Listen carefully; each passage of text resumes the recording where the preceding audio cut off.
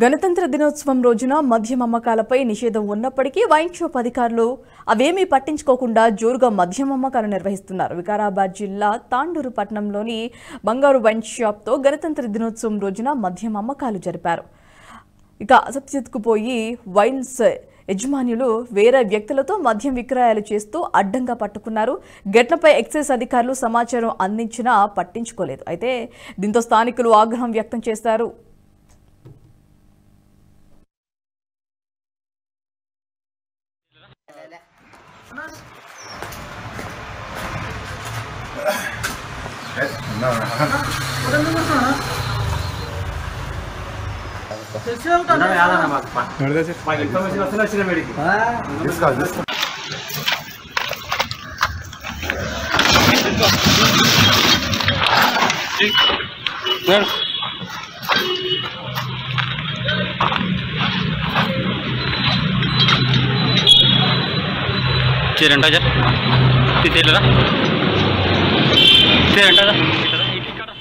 ఈ వీడియో మీకు నచ్చినట్టయితే లైక్ చేయండి, 10 మందికి షేర్ చేయండి. అలాగే కామెంట్ల రూపంలో మీ అభిప్రాయాలను మాతో పంచుకోండి. Nationalist hub group of channels ను సబ్స్క్రైబ్ చేసుకుని తెలుగునాట జాతీయవాద జర్నలిజాన్ని ప్రోత్సహించండి. ఈ వీడియో కింద ఉన్న బెల్ ఐకాన్ పై క్లిక్ చేయడం మర్చిపోవద్దు.